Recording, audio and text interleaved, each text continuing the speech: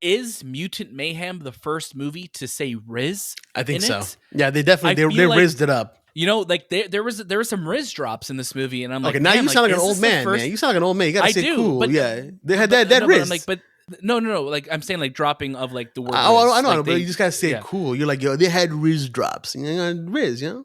Now you're saying it too much. No, but like Rizz, they were just like it. Just I'm really curious. I'm like, is this the first movie that said that? Hello and welcome to the movie podcast review of Teenage Mutant Ninja Turtles: Mutant Mayhem. My name is Daniel. I am one of your hosts today, and joining alongside me are my fellow heroes in a half shell. It's Anthony. Cowabunga, dude. And Shahbaz. Hey guys, how's it going? Oh, okay. That was not. Okay, I was hoping for like a radical. Or like yeah, right. But I've got did you throw up your turtle hands as well too? These are my turtle hands right now. Turtles. Shay just threw up like 4 fingers. Yeah, I guess they have like 4 fingers. Yeah, they have 4 fingers, right? And they're like, or is it like 3? It's not like this. It's more like this. Rock on? It's more like this. Like, I'm doing like gang signs all of a sudden. Listen, I was about to say, for those who are listening to this on the audio side, if you want to see us throwing up some gang signs, watch the video version of this review. It's the only way you could get the full, the full immersion of what is Gang Sign X podcast experience. Okay, that's or that as well too. Shahbaz, I'm going to start with you since you are the one who sounds so excited today. How are you doing? Yeah, I'm doing great, man. I'm half shelling right now, and I'm gonna be full shelling soon. You know, you never know. I don't want to.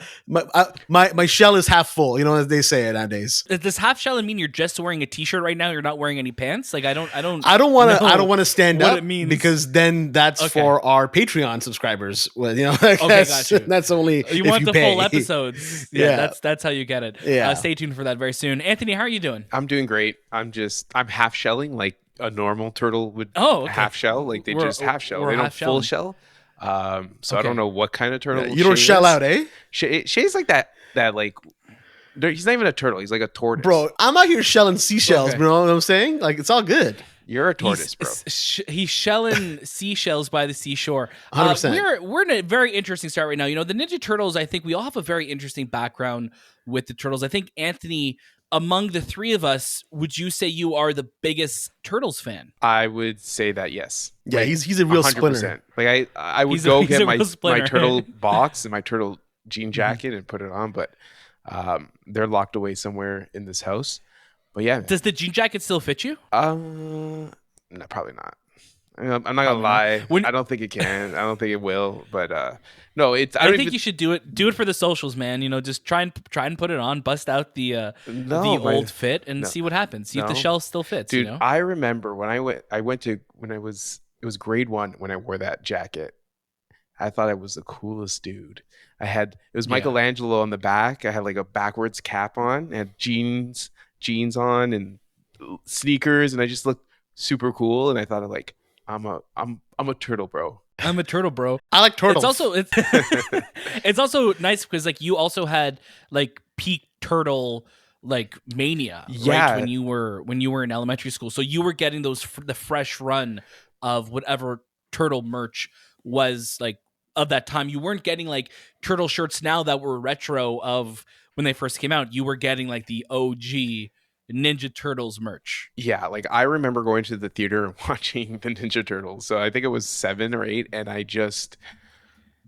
it was a movie that because I grew up with the cartoon of the Ninja Turtles, not even the comic book. I didn't even know it was a comic book before, but I grew up with the cartoon, and when it became this live action experience, it was like my Interstellar, Oppenheimer at that time as a 7-year-old. You know, like It was the ooze, man. It was the ooze that changed you. Yeah. But then the second one came out and then the third one came out. And at that point, I'm like, the Turtles are lost to me. Yeah. The 90s were a wild time. You know, the 90s were an absolutely wild time. But there was also no shortage of Ninja Turtles, movie adaptations or shows, because I think since the mid 80s when this all really kicked off, the comic books and the shows, we've always, every couple years, or there's always been something of the Ninja Turtles out there. So it's really interesting to see, I always think of them as like an 80s, cartoon and the video games that I would play growing up. But really there is like a 40-year history of these characters, and each iteration speaks to a different generation of kids. So it's a very unique franchise in that sense, where every single generation kind of has their version of who are these turtles. I want to say thank you so much to our friends at Paramount Pictures for inviting us to watch Teenage Mutant Ninja Turtles Mutant Mayhem. That is a very long title, but we're so glad that we got to go watch it. This review is going to be spoiler free, so make sure you listen to all of it. We're not going to spoil anything that happens in the plot because this is the movie podcast. We love movies. You're in the best spot for all things entertainment, so please stay here. You can follow us on all social media at The Movie Podcast. You can also join our Discord. We're having some really great conversations in there. Let us know about the movies you're watching, the shows you're watching. We have different rooms open so you could share your thoughts with us. Every week we have a question of the week, and we just like having great conversations in there. So we've been having some really great Oppenheimer conversations and Secret Invasion and all of these different movies and shows that are happening right now. So please, if you like what you hear today, if you like what you see today, how could you not? We are beautiful to look at. Make sure you join us in there because I think the good vibes always continue on. And of course, if you are watching this on YouTube, please like, subscribe, leave a comment below. A like goes a long way. So please engage with all the stuff that you see, especially on our socials. That really helps us out. Now, let's get right into it. Teenage Mutant Ninja Turtles is releasing in theaters on August 2nd. Yes, there is a subtitle there that I forgot because, again, it's a very long name, Mutant Mayhem, and this is written by Seth Rogen, Evan Goldberg, Jeff Rowe, who is also the director. We also last spoke about Jeff Rowe because he was a co-director on Mitchells vs. the Machines, which if you rewind the clocks all the way back to December of 2021, we had Michael Rianda on the show, who was also co-director of that film, which we absolutely loved. But yeah, so it's great to see that they're diving into a new world and a fresh take on the Ninja Turtles, and this has an absolutely stacked cast. So as Leonardo, we have Nicolas Cantu, we have Micah Abbey as Donatello, we have Brady Noon as Raphael, and we have Shamon Brown Jr. as Michelangelo. Now, like I said, this is releasing in theaters on August 2nd by Paramount Pictures and Nickelodeon. Go check it out if you love the Turtles, but we're going to tell you what we thought about the movie. Shahbaz, I would love for you to start us off with your first reaction to Teenage Mutant Ninja Turtles Mutant Mayhem. Yeah, Mutant Mayhem it's a lot of fun. It's a really radical film. The animation is really what was my driving force to see this movie. Like Anthony, I loved the Teenage Mutant Ninja Turtles growing up. I had my bed sheets were covered in them. I had the toys. I used to watch the show all the time. And then it started to fall off. And of course, I had the live action films. I even have them on Blu-ray behind me somewhere here. So I loved them, but I obviously started to fall out of it as the new iterations came out. They were definitely for new generations, and they maybe didn't stick with me as much. And when the Michael Bay produced ones came out, it really lost me. So I was looking forward to this because it was nice to see Seth Rogen, Evan Goldberg, who we've known for years doing so many other movies, kind of tackling this. So it felt like, okay, they're going to come at it from a very nostalgic perspective and kind of blend that marriage of the old generation along with the new generation. And I think they did a really good job of keeping a lot of things faithful for the old generation, while I'd say a good chunk of it, like maybe 70% of the film, is really catered to a new audience. And I think that's great. I think every generation should have some sort of Teenage Mutant Ninja Turtles, where it's such an obscure and bizarre concept because they're teenagers, they're mutants, and they're Ninja Turtles. Like, all four words really are just absolutely insane when you put them together. So yeah, having that idea out there and each generation still kind of getting their version of it, I think it's beautiful. The movie itself, like I mentioned, I was really attracted to the art style. And I think in the last couple of years, thanks to Spider-Verse, and I'm sure there's other movies out there, we'll talk about Mitchell's versus the Machines, and I'm sure there are others that really kind of push the envelope of what animation can do, where it's not always just a straightforward either CG or the 2D animation. It feels like there's this really good marriage there, and where an artists are allowed to basically just express themselves. And this kind of feels like that, where it's a whole new style of animation, and it feels so and I use this word politely, janky, where it just feels really just scribbly and like crayons. I know, Daniel, you and I were kind of talking about how it always has this like old school Rugrats meets whatever old Nickelodeon cartoons there were back in the day. That 90s, like, here are some rough edges, here are some lines that don't always look perfect. And we've lost a lot of that, roughness to animation. And I even mentioned, the first couple seasons of SpongeBob, where it looks a lot rougher compared to the very clean lines, the very fine black outlines that we get now. I'd even throw in movies like The Bad Guys or even Puss in Boots, where they're films that really start to get a newer, fresher art style, that we're moving away from that CG animation that I think Pixar really made popular for almost 20 years. Right? Absolutely. I think what I love about the art style is it embraces the imperfections of the medium, and it looks really, really good. My criticism of that is that it uses the art style to look really good, but it doesn't really utilize it beyond that. Where I feel like a lot of the other films, they have some really wicked moments where it kind of almost breaks that fourth wall. It kind of gets a bit meta with what the animation is. I felt like in this movie, it never truly did that. The performances are fantastic. All the people you listed that are playing these wonderful characters, they're all so good. Each one of them had me laughing. And I love that they got actual kids, actual teenagers to play them, because you feel that it's not Chris Evans voicing one of these characters. It's somebody that is a child who's a teenager, because that authenticity can only be brought when you have somebody that fits within that role. And it blended so well. Like I was picking out these voices and I'm like, man, I feel the joy in their performances. And it's from everybody. Even when we talk about Paul Rudd, who's in this movie, so funny, Seth Rogen, everybody, that even Jackie Chan, everybody's so damn good and fun in this movie. I had a really, really good time with that. The one of the biggest issues though I have with the film is that it plays it really, really safe, in the sense of the story is extremely paint by numbers.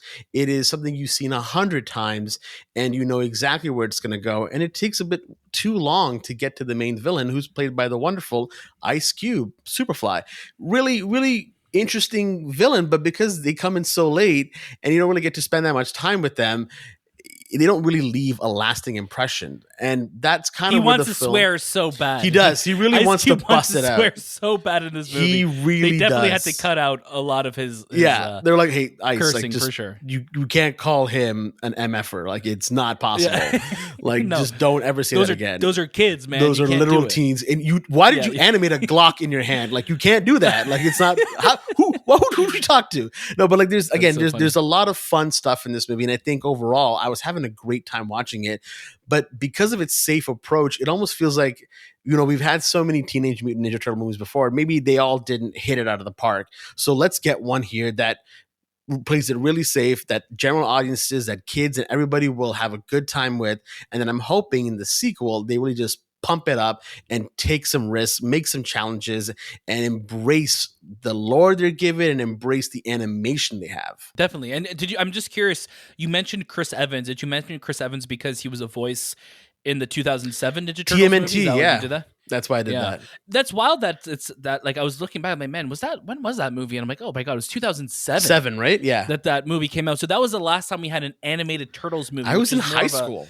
I was a teenager. That was like you were a teenage mutant ninja Shahbaz. Yeah.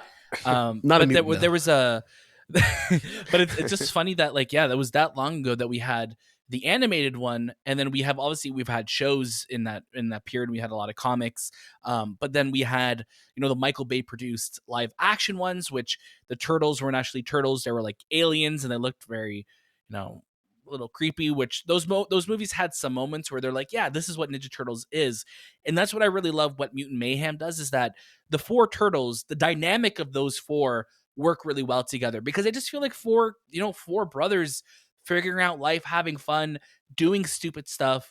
But they're very much turtles of this teenage generation. They're saying words and phrases. Like, again, I think maybe I could be wrong, but is Mutant Mayhem the first movie to say Rizz? I think so. It? Yeah, they definitely they rizzed it up. Like there was some Rizz drops in this movie, and I'm like, okay, now you sound like an old man, man. You sound like an old man. You gotta say cool. But, yeah, they had that Rizz. I'm like, but no. Like, I'm saying, like, dropping of like the word. I know, like, but you just gotta say cool. You're like, yo, they had Rizz drops. Rizz, Now you're saying it too much. This No, is but the like Rizz, baby. they were just like it just I'm really curious. I'm like, is this the first movie that said that? But yeah, it's just like it's just funny that we're at a time now where we're having a lot more of the culture of today like reflected in the film. And I would even say like Spider-Verse was another one where we're seeing a lot more of a culture of, you know, the world that we're living in, and the humor and the way jokes and things are delivered and words are delivered reflecting the way that we talk today. So it's interesting to see that, and I like that. And I think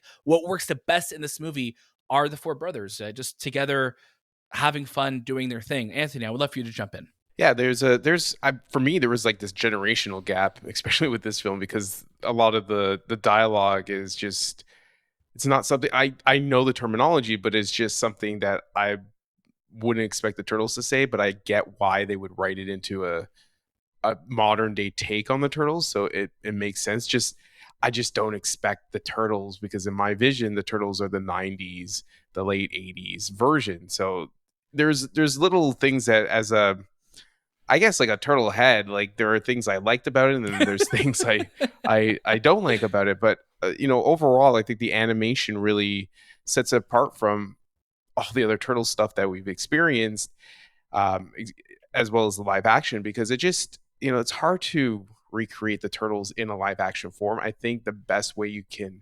tackle the Ninja Turtles is in an animation form. But the animation that was given to us with Mutant Mayhem it's that rawness that we've seen it in Into the Spider-Verse, but it feels more claymation in this sense. It has like a claymation vibe to it. It has like more contrasty, darker vibe. It is predominantly taking place, this whole movie, in at night, because, you know, the turtles don't kind of roam around during the day.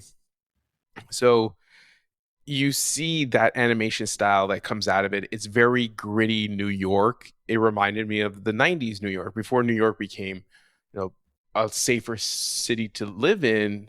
This New York that they're showcasing, it just feels like a Gotham-y, gritty. There's a lot of bad things happening. But I think what stands out for the Ninja Turtles, Mutant Mayhem, is the animation.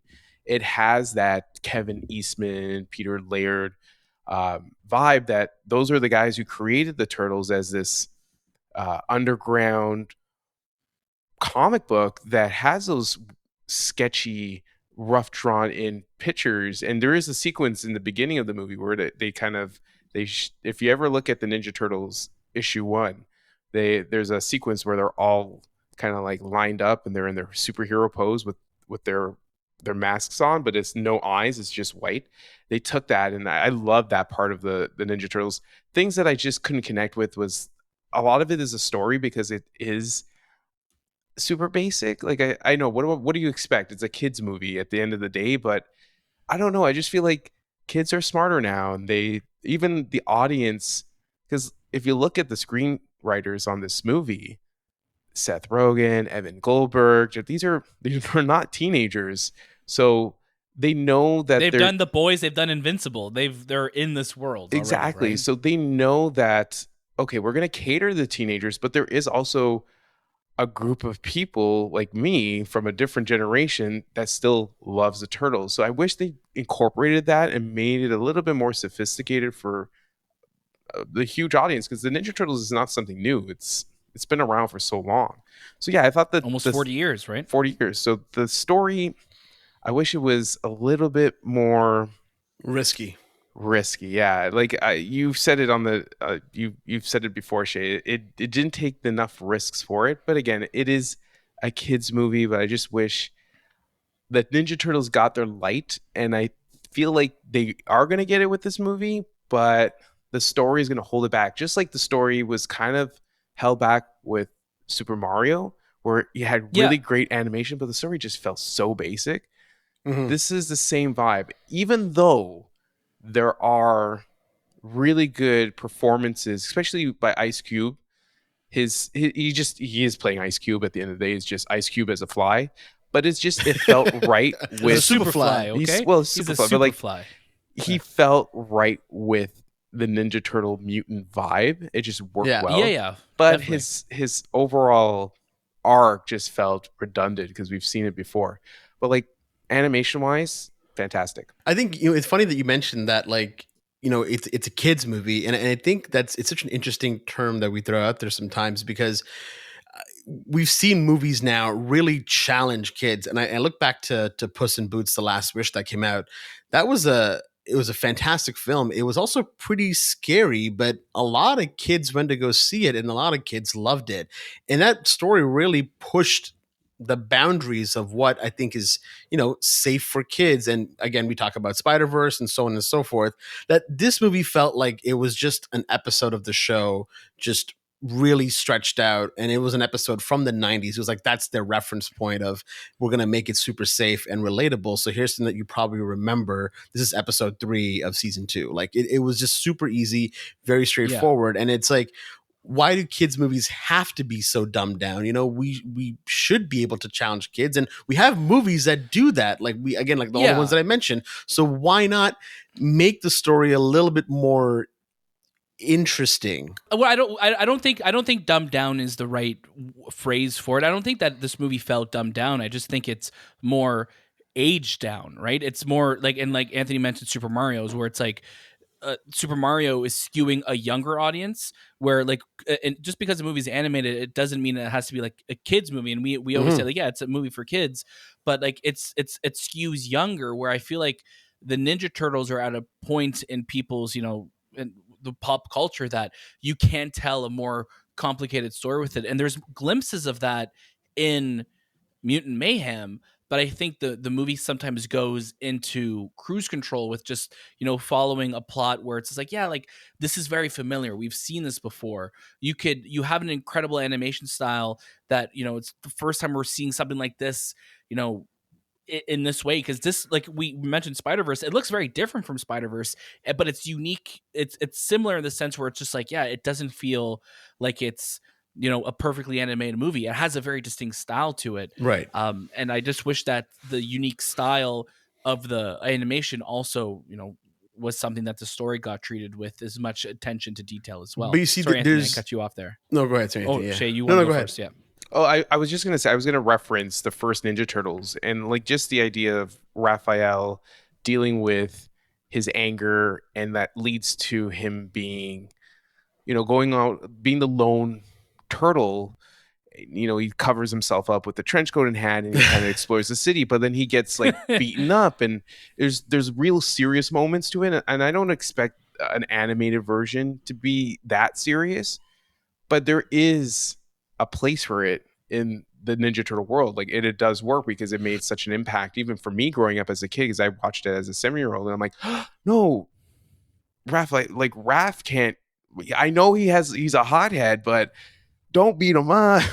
And I just feel like you don't get that. You get just like kids having fun as turtles, and they're just trying to, get out on the city, and hopefully the world likes them. They kind of play on this X-Men vibe too, but I just I wish there was a little bit of a real seriousness to this group. Yeah, I think like what I was trying to say before was that there are kids movies that are very obvious they're for kids, and then there's kids movies that make you feel like a kid. This one was the first where it felt like a kids movie for kids, and I wish I felt that nostalgia and that childhood, sense of wonder. And there again, moments that I really, really loved, and there's just so much about this film that I thought was great, but because it plays it so safe, you kind of forget about it as you leave the theater. The animation sticks in your mind, but the film overall just kind of becomes an afterthought in a way. Yeah, and I want to say Micros Animation is the animation house that was the studio that worked on this style, and I'm really hoping that we look at whatever comes next for this Ninja Turtle series, because I think it's going to do well. I think it's going to, it's a good movie. I just think that the story, when you have a story that really doesn't stay with you as long as you hope it would, I'm just curious what the legs of this movie like this will be. But we said it already that, Mutant Mayhem feels like a Ninja Turtles for a new generation. And this movie has so much style to it, which we really loved and which we've really spoken like the majority of this episode about is how cool this movie looks. And we've spoken about the performances, which when you look at the cast of that's in this movie, first of all, we know that Seth Rogen, when this was announced a couple years ago, we're like, oh, Seth Rogen's, going to be taking on the Turtles, which I'm like, cool. Like, we loved what he did with The Boys and Invincible and what those teams have brought to it. But now you have Jackie Chan as like Splinter, and you have Post Malone as Ray Fillet, who we were just like crying at dying anytime he was singing. I was telling Shay that there's a sequence with Splinter, and it's like they captured old Jackie Chan fight sequences. The way they incorporate Splinter, they incorporate the environment with Splinter is like literally Jackie Chan in an animated format, which I thought was a really cool callback to his martial arts style. That if you much so. Rumble, was it Rumble? No, New York Fight in Bronx. No, Rumble in the Bronx. Rumble in the Bronx. Yes, and the Drunken Master and that. So yeah, there's a great like cast here, but like we said, and another thing that I wanted to talk about where we said that this kind of skews younger is the amount of needle drops in it. And I totally get, like, listen, they want us to feel like, and references like we want to feel like this is a movie in the 90s, or it's in, like the Turtles are coming out of the 90s, because like it's a lot of like 90s hip-hop and I love it, and it's like a lot of just East Coast like just banger tracks that like you've heard a million times on the radio and also a million times in movies, and this movie is going to remind you of them constantly. And there's also a lot of references to shows and movies and actors to today, which can also or may pull you out, because it feels like one of those things that a lot of animated films do when they're trying to aim it at kids. Is like, hey, like look at this thing that and you know who Chris Evans is, who Chris Pratt is, who like these people are. We're going to like kind of like wave them in your face, or like do something like that, where it's like, oh, like it's shiny this movie clip, or this, like we're going to avert your attention there. And some of them really work, some of them are really funny, but also some of them just feel like, okay, we're we're still doing this joke, or we're still doing this callback. So it's like it relies a little bit too much on, again, it's Ninja Turtles, so there's always going to be nostalgia, but it's weird when you're also having nostalgia and references to things that have come out in the last decade. And that's really something where I feel it's the younger generation of kids watching this, the 6, the 7, the 8, the 10-year-olds watching this, that have grown up in a world with the MCU or whatever other universes that are popular, and been like, yeah, like this movie, references the things that I love. And if you're a kid, you're most likely really going to love this movie.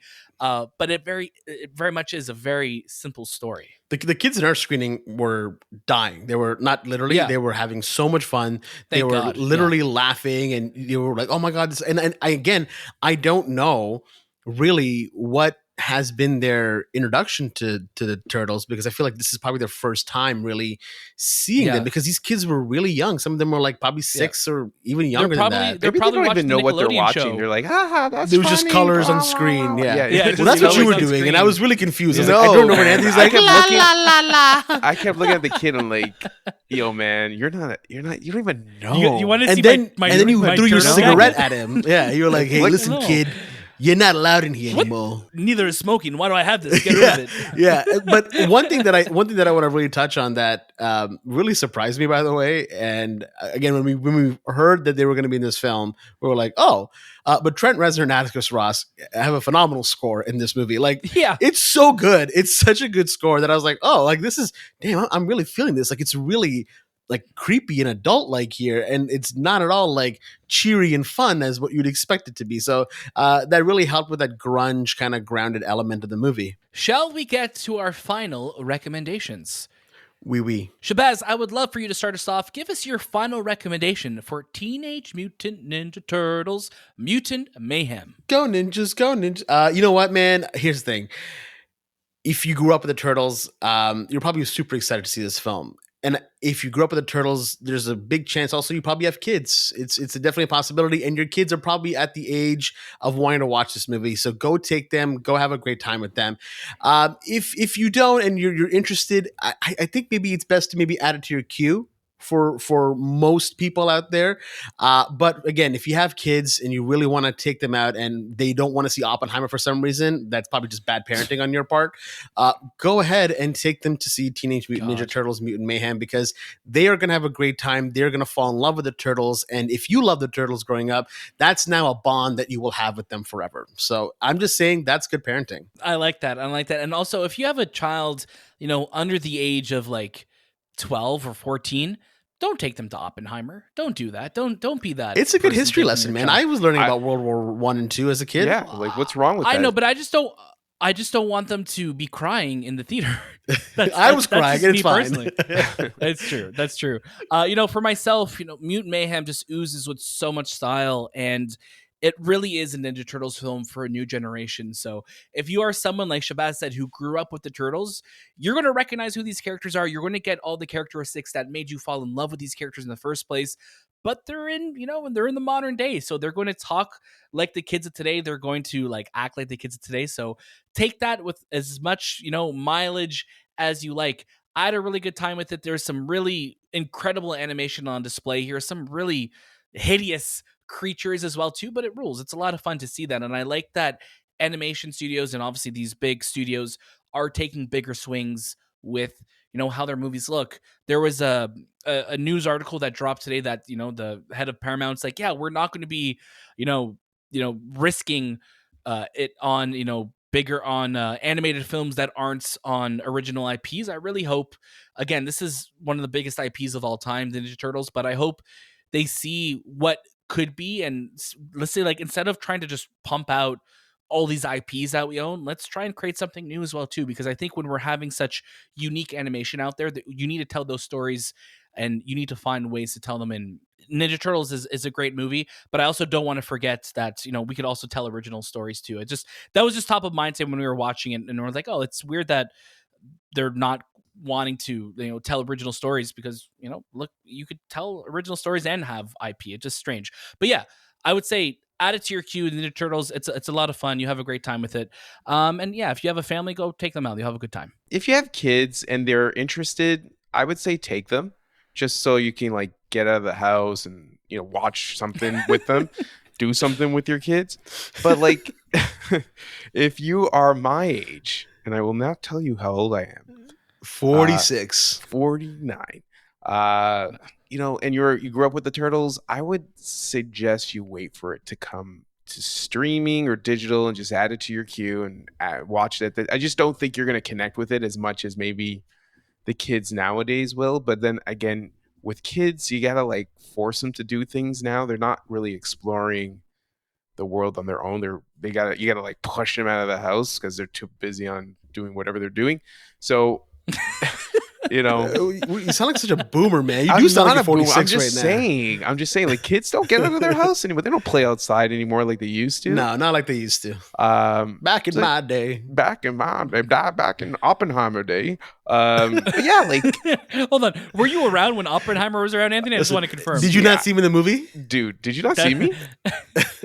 I was one of the scientists. Anthony's a physicist. I'm the guy putting the disguise. cross on the church. On the house? You were building the house in Los Alamos? I don't think that guy was a physicist. I think that guy was just a carpenter, Well, Jesus was a carpenter, right? God. But like, yeah, I think they'll have fun.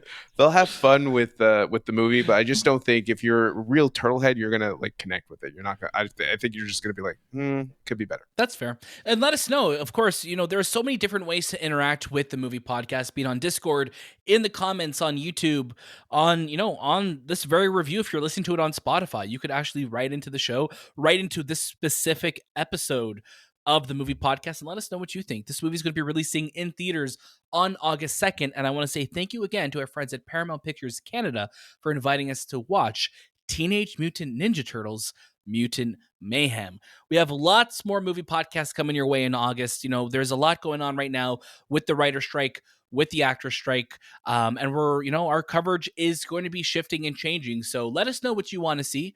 We have some really great episodes planned for you, and we have some things that we're just really excited to share very, very soon. So stay tuned to all of our socials, wherever you're following us. That's the best way to stay up to date with everything we have here going on the show. That was This Time with the Movie Podcast, and we'll see you next.